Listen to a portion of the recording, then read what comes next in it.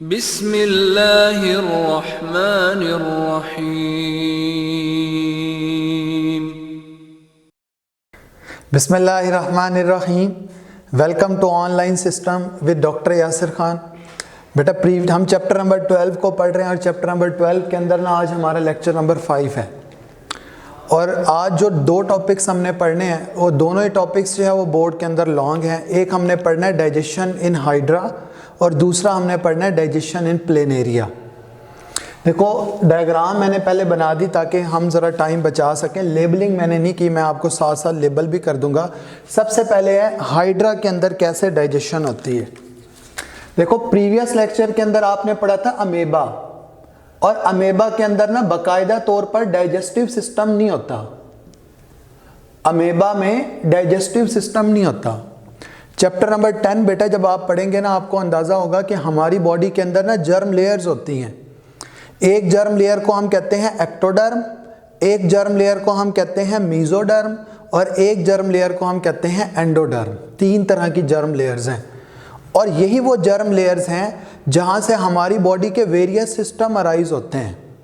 अच्छा, उनमें से मैं एक जर्म लेयर का नेम यहाँ पर मेंशन कर रहा हूँ, वो है एंडोडर्म। एक जर्म लेयर है जो क्या है, एंडोडर्म है। अच्छा, एंडोडर्म हमारी एक ऐसी जर्म लेयर होती है जो ड्यूरिंग द एम्ब्रियोनिक लाइफ बनती है और इसी एंडोडर्म से हमारे डाइजेस्टिव सिस्टम ने बनना होता है। इसी एंडोडर्म से हमारे डाइजेस्टिव सिस्टम ने बनना होता है। इट मीन्स कि जिनमें एंडोडर्मल लेयर मौजूद होगी उनमें डाइजेस्टिव सिस्टम मौजूद होगा, जिनमें एंडोडर्मल लेयर नहीं होगी उनमें डाइजेस्टिव सिस्टम मौजूद नहीं होगा। क्लियर? तो हाइड्रा एक ऐसा ऑर्गेनिज्म है, एक ऐसा टिपिकल एनिमल है जो चैप्टर नंबर 10 में आप एक बात पढ़ेंगे कि ये बिलोंग करता है एक फाइलम से। एनिमल का एक फाइलम है, उस फाइलम का नाम है फाइलम नाइडेरियन। फाइलम नाइडेरियन, या हम उस फाइलम को फाइलम सिलेंट्रेटा भी कहते हैं। फाइलम नाइडेरिया या फाइलम सिलेंट्रेटा। अच्छा, फाइलम नाइडेरिया में या फाइलम सिलेंट्रेटा के अंदर ना जो ऑर्गेनिजम्स शामिल हैं वो तमाम ऑर्गेनिजम्स हैं जिन्हें हम डिप्लोब्लास्टिक ऑर्गेनिजम्स कहते हैं। Diploblastic organisms. डिप्लोब्लास्टिक ऑर्गेनिजम्स का मतलब क्या है? डिप्लोब्लास्टिक ऑर्गेनिज्म का मतलब है they have the 2 kind of germ layer. एक तरह की जर्म लेयर को हम कहते हैं एक्टोडर्म और एक तरह की जर्म लेयर को हम कहते हैं एंडोडर्म। यानी वो तमाम एनिमल्स जो डिप्लोब्लास्टिक एनिमल्स होते हैं उनमें 2 तरह की जर्म लेयर होती हैं, एक्टोडर्म और एंडोडर्म। इट मीन्स कि एक्टोडर्म से जितने भी सिस्टम अराइज होंगे वो उन एनिमल्स में मौजूद होंगे। एंडोडर्म से जितने भी सिस्टम अराइज होंगे वो उन तमाम एनिमल्स के अंदर मौजूद होंगे। तभी मैं कह रहा हूं कि हाइड्रा एक ऐसा ऑर्गेनिज्म है जिसका अपना डाइजेस्टिव सिस्टम मौजूद होता है। क्यों? क्योंकि ये डिप्लोब्लास्टिक ऑर्गेनिजम्स हैं और इनके अंदर वो वाली जर्म लेयर पाई जाती है जहां से डाइजेस्टिव सिस्टम ने अराइज होना हो।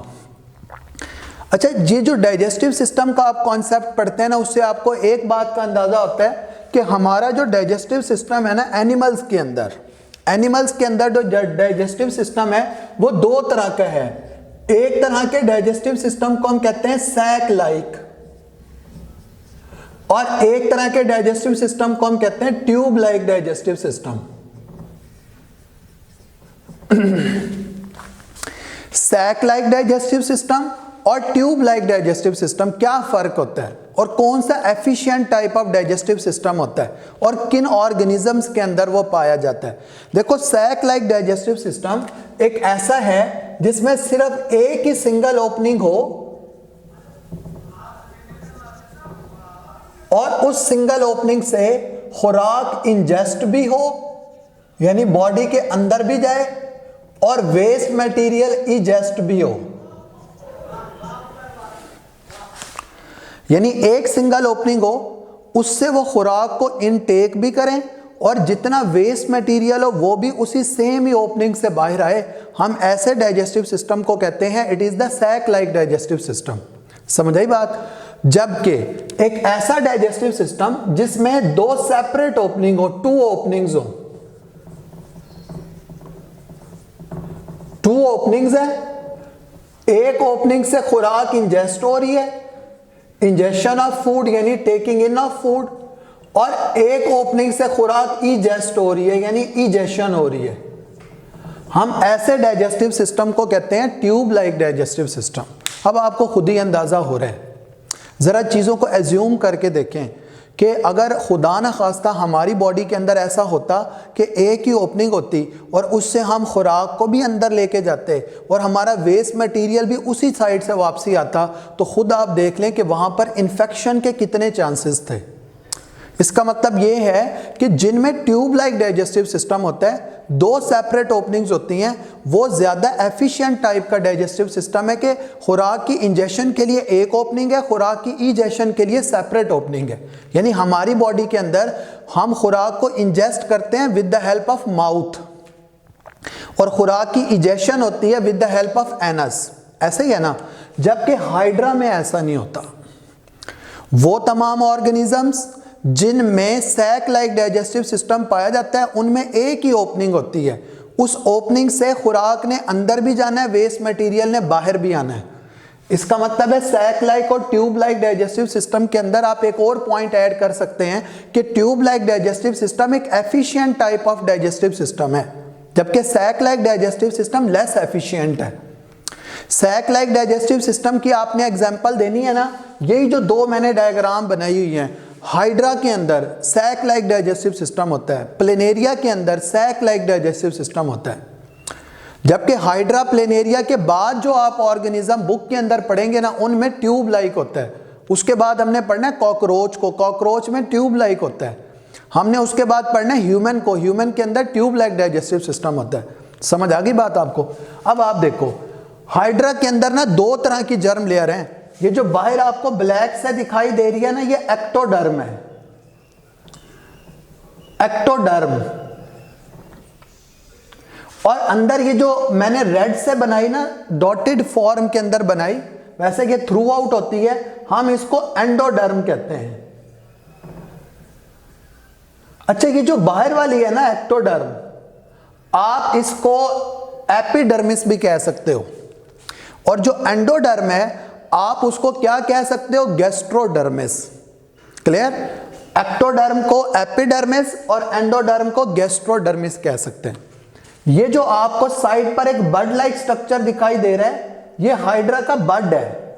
जब आप चैप्टर 10 पढ़ेंगे तो आपको एक बात का अंदाजा होगा कि हाइड्रा के अंदर ना लोअर एनिमल्स जो होते हैं उनमें दोनों तरह का मोड ऑफ रिप्रोडक्शन पाया जाता है। कौन कौन सा? एसेक्सुअल मेथड ऑफ रिप्रोडक्शन भी पाया जाता है और सेक्सुअल भी पाया जाता है। हाइड्रा के अंदर एसेक्सुअल मेथड ऑफ रिप्रोडक्शन जो है वो बडिंग के रिजल्ट में होती है। बडिंग आपने यीस्ट में भी पढ़ी है ना, ये वही है, एक आउट ग्रोथ है, और ये आउट ग्रोथ जब सेपरेट होती है तो it may give rise to the new hydra.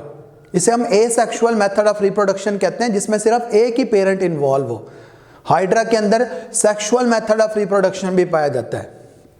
तो दोनों तरह के हैं। जितने हायर एनिमल्स होते हैं ना, यानी जैसे हम हैं, हमारे अंदर सिर्फ सेक्सुअल मेथड ऑफ रिप्रोडक्शन है। जैसे जैसे आप कॉम्प्लेक्सिटी की तरफ जाते जाएंगे वैसे मोड ऑफ रिप्रोडक्शन सेक्सुअल की तरफ शिफ्ट होता जाएगा, जबकि asexual method of reproduction lower animals के अंदर पाया जाता है। तो हाइड्रा में बडिंग भी होती है, तो ये साइड पे आपको बड दिखाई दे रहा है।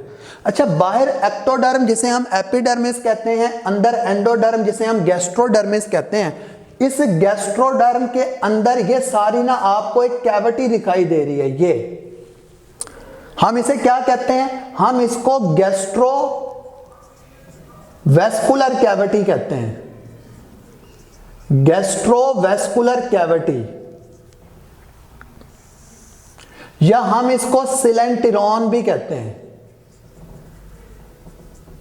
गैस्ट्रोवेस्कुलर कैविटी या फिर सिलेंटिरॉन भी कहते हैं। अब आप देखें, गैस्ट्रो जो टर्म हम इस्तेमाल करते हैं ना, आप अक्सर सुनते हो ना कि स्टोमिक का कोई प्रॉब्लम हो तो लोग कहते हैं जी गैस्ट्रो हो गया। गैस्ट्रो टर्म ना हम वैसे डाइजेस्टिव सिस्टम के लिए इस्तेमाल कर रहे हैं, और वेस्कुलर टर्म हम इस्तेमाल करते हैं अपने ट्रांसपोर्ट सिस्टम के लिए। वेस्कुलर टर्म ना ब्लड वेसल से निकली हुई है, तो गैस्ट्रोवेस्कुलर कैविटी इसको इस वजह से कह रहे हैं क्योंकि यहाँ पर खुराक की डाइजेशन भी होगी और ट्रांसपोर्टेशन ऑफ मटेरियल भी होगा, दोनों तरह के काम हो रहे हैं इसी एक कैविटी की मदद से। इस वजह से हम कहते हैं कि गैस्ट्रोवेस्कुलर कैविटी है। अच्छा, हाइड्रा में ना ये ऊपर वाली जो सरफेस है यहां पर इसका माउथ मौजूद होता है, एक ही ओपनिंग है, हम उस ओपनिंग को माउथ कहते हैं। उसी माउथ की मदद से खुराक ने अंदर भी आना है और वेस्ट मटेरियल ने बाहर भी जाना है। तभी हम कह रहे हैं कि हाइड्रा के अंदर जो डाइजेस्टिव सिस्टम पाया जाता है वो सैक लाइक डाइजेस्टिव सिस्टम है। और हाइड्रा की बॉडी के अंदर एक ही कैविटी है, हम उसको गैस्ट्रोवेस्कुलर कैविटी कहते हैं। दो तरह की जर्म लेयर मैंने मेंशन की है, एक बाहर वाली दैट इज द एक्टोडर्म और एक अंदर वाली जिसे हम एंडोडर्म कहते हैं। अच्छा, एक्टोडर्म और एंडोडर्म के दरमियान ये जितनी आपको स्पेस दिखाई दे रही है ना, इसके अंदर एक non cellular jelly like mass भी होता है जिसे हम मिजोग्लिया कहते हैं। Between the ectoderm and the endoderm या between the epidermis and the gastrodermis एक non cellular jelly like mass मौजूद होता है that is known as the mesoglea. It actually fills the space present between the ectoderm and the endoderm. Clear? अब आप देखो ये जो मैंने साइड पे बनाया हुआ है ना आर्म लाइक स्ट्रक्चर, हम इन आर्म लाइक स्ट्रक्चर्स को कहते हैं they are actually the tentacles. इस वजह से आपको याद हो जब हम प्रीवियस लेक्चर्स पढ़ रहे थे ना उसमें मैंने आपको एनिमल्स के अंदर ना मोड ऑफ न्यूट्रिशन की बुनियाद पर जब हमने क्लासिफाई किया था तो मैंने कहा था कि कुछ में मैक्रोफेजिस फीडिंग भी पाई जाती है, और आपको याद है मैंने उसमें टेंटेकुलर फीडिंग बताई थी और मैंने कहा था कि आगे डिटेल से आएगी। हाइड्रा के अंदर टेंटेकुलर फीडिंग पाई जाती है। टेंटेकुलर फीडिंग क्यों कहते हैं? क्योंकि ये टेंटिकल्स जो हैं ये आर्म्स ऑफ द हाइड्रा हैं और इन आर्म की मदद से हाइड्रा ने क्या करना होता है, खुराक को अपनी बॉडी के अंदर इंजेस्ट करवाना होता है। अच्छा, ये जो टेंटिकल्स है ना, इन टेंटिकल्स के अंदर ना काफी सारे स्टिंगिंग सेल्स होते हैं। स्टिंगिंग सेल्स, स्टिंग वैसे हम कहते हैं डंग मारने को, स्टिंगिंग सेल्स मौजूद होते हैं। और ये जो स्टिंगिंग सेल्स होते हैं हम इन्हें कहते हैं these are the nematocyst. These stinging cells are known as the nematocyst. ये नीचे जो स्ट्रक्चर बना हुआ है ना आपको, ये निमेटोसिस्ट का दिखाई दे रहा है। इस स्ट्रक्चर के अंदर आप देखेंगे जो मैंने ब्लैक से जितना एरिया बनाया हुआ ना ये वाला, इसको हम कहते हैं कि कैप्सूल है। और ये बाहर मैंने ना एक छोटा सा ट्रिगर बनाया है, इस ट्रिगर को हम नीडोसिल कहते हैं। और इस कैप्सूल के ऊपर ना ऐसे ये पूरा का पूरा थ्रेड लिपटा हुआ होता है, धागा, और हम इसे कहते हैं ये एक अनडिस्चार्ज निमेटोसिस्ट है, यानी ये अभी रिलीज नहीं हुआ।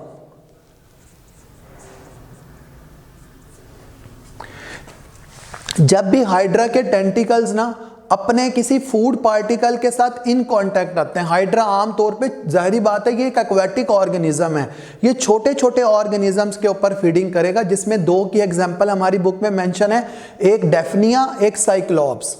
अच्छा, ये दोनों वो ऑर्गेनिज्म है जिन्हें हम ड्रिफ्टिंग ऑर्गेनिजम्स कहते हैं, यानी एक्वेटिक एनवायरनमेंट के अंदर है और ड्रिफ्ट हरकत करते रहते हैं। Whenever the Daphnia and the Cyclops come in contact with the tentacles, tentacles के अंदर क्या मौजूद है? ये स्टिंगिंग सेल्स हैं। स्टिंगिंग सेल्स का काम होता है कि उस पर्टिकुलर प्रे को पैरालाइज करवा देना। अच्छा, इधर हमारे पास ये एक अनडिस्चार्ज निमेटोसिस्ट है। जैसे ही कभी ये अपने फूड पार्टिकल के साथ इन कांटेक्ट आएंगे ना, देखेंगे बाहर जो थ्रेड अंदर कॉइल्ड था वो थ्रेड बाहर निकल गया। वो थ्रेड क्या है? बाहर निकल गया। इसका मतलब है ये क्या है? एक डिस्चार्ज निमेटोसिस्ट है। ये एक डिस्चार्ज निमेटोसिस्ट है।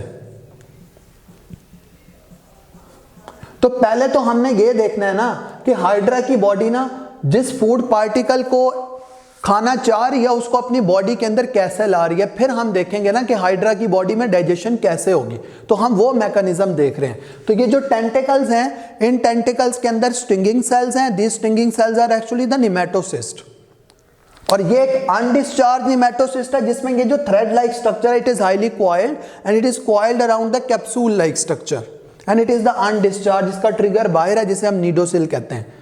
ये एक डिस्चार्ज निमेटोसिस्ट है, यानी वो थ्रेड लाइक स्ट्रक्चर ना बाहर निकल गया, और इस थ्रेड लाइक स्ट्रक्चर ने बाहर निकल के क्या करना है, जब डेफनिया या साइक्लॉप्स ना इनकी बॉडी के साथ इन कांटेक्ट आएंगे तो इनके अंदर जो पॉइजन मौजूद होता है उसकी मदद से अपने प्रे को पैरालाइज करवाते हैं, और फिर टेंटिकल्स क्या करते हैं, उस खुराक को पुश करवाते हैं टुवर्ड्स द माउथ की तरफ, और माउथ से वो डेफनिया या वो साइक्लॉप्स जिसे माउथ की मदद से अंदर लाया जा रहा है वो किधर आएगा, इधर गैस्ट्रोवेस्कुलर कैविटी के अंदर, यहां पे आ जाएगा,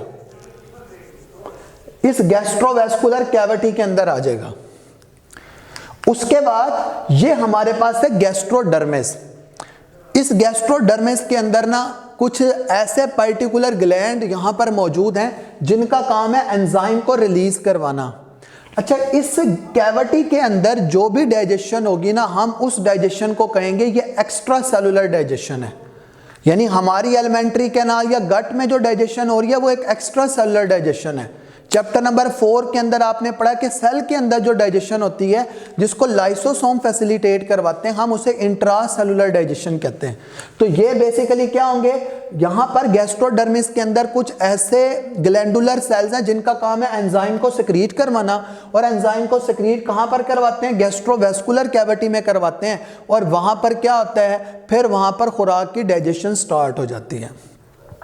अच्छा, इसकी पूरी की पूरी बॉडी ना क्या करती है, कॉन्ट्रैक्शन रिलैक्सेशन करती है, कॉन्ट्रैक्शन रिलैक्सेशन करती है, और साथ ही कुछ फ्लैजिलेटेड सेल्स भी होते हैं। फ्लैजिलेटेड सेल्स की वजह से और इसकी पूरी बॉडी की कॉन्ट्रैक्शन रिलैक्सेशन की वजह से ना जो एंजाइम्स यहाँ पर रिलीज कर दी गए हैं, they are thoroughly mix up with the food, वो मुकम्मल तौर पर मिक्स अप होते हैं और खुराक जो है वो डाइजेस्ट होती है। अच्छा, एट द एंड क्या होता है कि गैस्ट्रोडर्मिस के अंदर ना कुछ ऐसे सेल्स भी होते हैं जो फेगोसिटिक सेल्स होते हैं। वो फेगोसिटिक सेल क्या करेंगे, वो जितने भी डाइजेस्टिबल पार्टिकल्स हैं उनको अंदर इनगल्फ कर लेते हैं।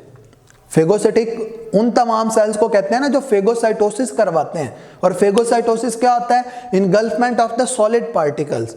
तो जैसे ही फेगोसिटिक सेल्स उन पार्टिकल्स को इनगल्फ करेंगे तो डाइजेशन वो जो स्टार्ट हुई थी कैविटी के अंदर, गैस्ट्रोवेस्कुलर कैविटी के अंदर, वहां पे शुरू हुई है, जिसे हम एक्स्ट्रा सेलुलर डाइजेशन कह रहे हैं, लेकिन मुकम्मल कहां पे हो रही है, फेगोसिटिक सेल्स के अंदर जाके मुकम्मल हो रही है। तो ऐसा एक डाइजेस्टिव सिस्टम जिसमें खुराक इस एक पर्टिकुलर ओपनिंग की मदद से अंदर आए, और जितने भी डाइजेस्टिबल पार्टिकल्स हैं जब वो बॉडी के अंदर यूटिलाइज हो जाएंगे, और बाकी पीछे क्या रह जाएगा, अनडाइजेस्टिबल पार्टिकल्स, वो जो डाइजेस्ट नहीं हुए वो दोबारा क्या होगा, माउथ की मदद से बॉडी के बाहर इजेस्ट कर दिए जाएंगे। तो ऐसे डाइजेस्टिव सिस्टम को हम क्या कहते हैं, it is the sac like digestive system. तो हाइड्रा की बॉडी के अंदर सैक लाइक डाइजेस्टिव सिस्टम पाया जाता है। अच्छा, अगर आप बुक में डायग्राम देखेंगे ना, यहाँ पर ये ऐसे कांटे की तरह के स्ट्रक्चर दिखाए गए हैं, कुछ बड़े हैं कुछ छोटे, उन्हें बार्ब कहा जाता है, मेजर बार्ब और माइनर बार्ब। क्लियर? तो हाइड्रा में डाइजेस्टिव सिस्टम कैसा होता है वो हमने स्टडी किया। हाइड्रा के साथ मैंने दूसरा टॉपिक इस वजह से यहां पर मेंशन कर दिया क्योंकि दोनों के अंदर ना सैक लाइक डाइजेस्टिव सिस्टम पाया जाता है। तो प्लेनेरिया की बॉडी के अंदर भी कैसा डाइजेस्टिव सिस्टम है, सैक लाइक डाइजेस्टिव सिस्टम है। हाइड्रा का मैंने आपको फाइलम बताया कि एनिमल्स के कौन से फाइलम से बिलोंग करता है। प्लेनेरिया का फाइलम बताता हूं। प्लेनेरिया को जब आप चैप्टर नंबर 10 में पढ़ेंगे ना तो आपको पता चलेगा ये बिलोंग करता है फाइलम प्लेटीहेलमिन्थस से। फाइलम प्लेटीहेलमिन्थस से ये बिलोंग करता है। अच्छा, फाइलम प्लेटीहेलमिन्थस को कॉमनली हम फ्लैट वर्म कहते हैं। इसका मतलब है ये जो प्लेनेरिया है ना, इसकी बॉडी क्या है, फ्लैट है। अच्छा, जैसे हाइड्रा की बॉडी के अंदर सैक लाइक डाइजेस्टिव सिस्टम पाया जाता है, वैसे प्लेनेरिया की बॉडी के अंदर भी सैक लाइक डाइजेस्टिव सिस्टम पाया जाता है। Exactly just like that of the hydra. थोड़ा सा फर्क है, वो मैं साथ साथ इलेबोरेट करूंगा। तो प्लेनेरिया के अंदर भी कैसा डाइजेस्टिव सिस्टम है, सैक लाइक डाइजेस्टिव सिस्टम है, और प्लेनेरिया की बॉडी क्या है, फ्लैट है। ये जो आपको दिखाई दे रहे हैं ना सामने, ये आई स्पॉट्स हैं प्लेनेरिया की बॉडी के अंदर, आई स्पॉट्स हैं। अच्छा, ये जो प्लेनेरिया की बॉडी होती है ना, as compare to the body of hydra, ये ट्रिप्लोब्लास्टिक ऑर्गेनिजम्स है, यानी इनमें तीनों तरह की जर्म लेयर्स पाई जाती हैं। They are the triploblastic organisms. कौन कौन सी जर्म लेयर होती हैं, एक्टोडर्म भी होती है, एंडोडर्म भी होती है, and between the ectoderm and the endoderm mesoderm मौजूद होती है। क्या मौजूद होती है? मीजोडर्म मौजूद होती है। अच्छा, प्लेनेरिया की बॉडी ऐसी बॉडी है जिसके अंदर ना सिर्फ एक ही ओपनिंग है, जिसे हम माउथ कहते हैं, और जिनकी बॉडी ना आमतौर पे फ्लैट हो। इधर मैं आपको बताता हूं कि प्लेनेरिया की बॉडी फ्लैट है, और प्लेनेरिया की जो अपर सरफेस होती है ना, हम उसे डॉर्सल सरफेस कहते हैं, जो लोअर सरफेस होती है हम उसे वेंट्रल सरफेस कहते हैं। इसका माउथ कहां पर मौजूद होता है? In the mid region of the body on the ventral surface, यानी लोअर सरफेस या वेंट्रल सरफेस पे होते हैं। वेंट्रल सरफेस पर माउथ है और मिड रीजन के अंदर है बॉडी के। अच्छा, ये जो माउथ होता है ना, जैसे हमारे अंदर है, हमारा जो माउथ या ओरल कैविटी है, then it leads into the pharynx, वो फेरिंग्स के अंदर लीड करता है। इसका मतलब है माउथ से पीछे जो पार्ट होता है वो फेरिंग्स है। वो क्या है? फेरिंग्स। अच्छा, हमारे अंदर ना, अगर आप हमारे डाइजेस्टिव सिस्टम को देखते हैं और हमारी एलिमेंट्री कैनाल को देखते हैं ना, तो माउथ है, माउथ के बाद फेरिंग्स है, फेरिंग्स के बाद एसोफेगस है, एसोफेगस के बाद स्टोमिक है, फिर जाके इंटेस्टाइन आती हैं। प्लेनेरिया की बॉडी में ऐसा नहीं है। प्लेनेरिया की बॉडी के अंदर माउथ है, माउथ के बाद फेरिंग्स है, and then the pharynx directly leads into the intestine. Pharynx किस में लीड करता है? इंटेस्टाइन में। अच्छा, in the body of planaria intestine की ना 3 ब्रांचेस होती हैं। इंटेस्टाइन की कितनी ब्रांचेस है? 3। कौन कौन सी? एक ब्रांच वो है जो एंटीरियर ब्रांच है, यानी सामने, और 2 ब्रांचेस वो हैं जो लेटरल ब्रांचेस हैं। एक एंटीरियर ब्रांच है और 2 लेटरल ब्रांचेस हैं। यानी ये जो आपको ऊपर ब्रांच दिखाई दे रही है, it is the anterior intestinal branch, जबकि ये जो नीचे आपको 2 ब्रांचेस दिखाई दे रही है ना, these 2 are the lateral. Lateral वो होती हैं जो बॉडी से जरा अवे हो, एंटीरियर वो होती है सामने वाली। तो ये जो इंटेस्टाइनल ब्रांचेस है ना, ये फर्दर डिवाइड करती हैं, और डिवाइड करके ना ये जो ब्रांचेस बना रही हैं, उनका अगला एंड, ये वाला एंड आपको ब्लाइंड दिखाई दे रहा है। ब्लाइंड का मतलब है कि एक साइड पे वो ओपन है, एक साइड पे वो क्लोज है। हम इसको नाम देते हैं सीकी का। ये जो ब्लाइंड एंड है, इसकी वजह से हम इन्हें क्या नाम देते हैं? हम कहते हैं कि सीकी हैं, इंटेस्टाइनल सीकी। तो प्लेनेरिया की बॉडी के अंदर जो डाइजेस्टिव सिस्टम होता है, क्योंकि प्लेनेरिया एक एक्वाटिक ऑर्गेनिजम्स है, प्लेनेरिया की बॉडी के अंदर भी जो डाइजेस्टिव सिस्टम पाया जाता है वो सैक लाइक है, यानी एक ही ओपनिंग है। उसी ओपनिंग से खुराक ने अंदर भी आना है, उसी ओपनिंग से खुराक ने, अनडाइजेस्टेड मटेरियल ने बॉडी के बाहर भी जाना है। अच्छा, प्लेनेरिया की बॉडी ना माउथ की मदद से खुराक को अंदर लेके आएगी, और माउथ से यहाँ पीछे इवर्जिबल फेरिंग्स है। इवर्जिबल का मतलब होता है थोड़ा सा बाहर को निकला हुआ। उस इवर्जिबल फेरिंग्स की मदद से खुराक ने किधर चला जाना है? इंटेस्टाइन के अंदर चला जाना है। अच्छा, ये जो इंटेस्टाइन की ना सारी कैविटी है, इस कैविटी के अंदर क्या होगा? एंजाइम्स रिलीज होंगे। इस कैविटी के अंदर क्या होगा? सारे के सारे एंजाइम्स रिलीज होंगे, and these enzymes lead to the extra cellular digestion. वो एंजाइम्स एक्स्ट्रा सेलुलर डाइजेशन को फैसिलिटेट करवाएंगे। फिर क्या होगा? जब डाइजेशन मुकम्मल, यानी कि डाइजेशन स्टार्ट हुई है, स्टार्ट कैसे हो रही है? इंट्रा सेलुलरली स्टार्ट हो रही है। फिर क्या होगा? कुछ यहां पर आपको ऐसे सेल्स भी मिलेंगे, फेगोसिटिक सेल्स, जिनका काम होता है उन जो डाइजेस्टिबल पार्टिकल्स होते हैं ना, उनको अपनी बॉडी के, अपने सेल्स के अंदर ना इनगल्फ करवा लेना।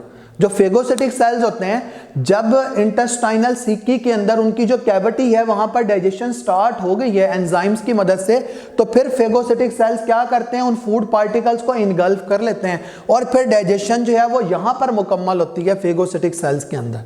अच्छा, जब डाइजेशन मुकम्मल हो जाती है ना, तो फिर पूरी बॉडी ऑफ द प्लेनेरिया के अंदर वो डाइजेस्टिबल पार्टिकल्स जो हैं वो सप्लाई होते हैं, और जितना अनडाइजेस्टेड मटेरियल बच जाएगा वो दोबारा क्या होगा? इसी माउथ की मदद से बॉडी के बाहर इजेस्ट कर दिया जाएगा। तो ऐसे डाइजेस्टिव सिस्टम को हम सैक लाइक डाइजेस्टिव सिस्टम कहते हैं। तो प्लेनेरिया की बॉडी क्या है? फ्लैट है। प्लेनेरिया की बॉडी एक्वाटिक ऑर्गेनिज्म है।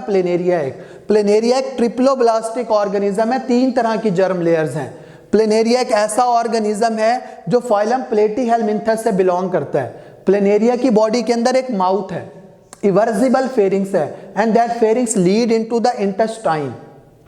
इंटेस्टाइन की 3 ब्रांचेज हैं, एक एंटीरियर, 2 लेटरल, और वो फर्दर डिवाइड कर रही हैं और फर्दर डिवाइड करके ब्लाइंड एंड बनाती हैं जिसे हम इंटेस्टाइनल सीकी कहते हैं। माउथ की मदद से ये खुराक को अपनी बॉडी के अंदर लेके जा रहे हैं। माउथ कहाँ पर मौजूद है? Mid dorsal, mid ventral region पर मौजूद है, लोअर सरफेस पर मौजूद है, मिड ऑफ द बॉडी और वेंट्रल रीजन पर मौजूद है। माउथ की मदद से जैसे खुराक अंदर जाएगी तो किधर जाएगी? It leads into the intestine with the help of the इवर्सिबल pharynx. Intestine में जाएगी तो वहां पर एंजाइम्स रिलीज होंगे उस पर्टिकुलर कैविटी के अंदर। एंजाइम्स रिलीज करवाते हैं एंडोडर्मल सेल्स। जब एंजाइम्स इधर आ जाएंगे तो फिर क्या होगा? डाइजेशन होगी। That digestion is the extra cellular digestion. Then the phagocytic cells engulf these particles and the digestion is completed intracellularly. The digestible particles are distributed throughout the body and the undigested material removed out with the help of the mouth. और ये जो digestive system होता है ना, जिसमें सिर्फ एक ही opening है जिसकी वजह से खुराक ने अंदर भी जाना है और वेस्ट मटेरियल ने बाहर भी आना है, हम ऐसे डाइजेस्टिव सिस्टम को सैक लाइक डाइजेस्टिव सिस्टम कहते हैं। तो हमारे आज के ये जो दोनों टॉपिक्स हैं ये दोनों लॉन्ग हैं। जो बात आपको समझ नहीं आई वो आप व्हाट्सएप ग्रुप के अंदर अपने रेस्पेक्टिव टीचर से पूछ सकते हैं। होपफुली आपको लेक्चर समझ आ रहे होंगे। अल्लाह हाफिज़।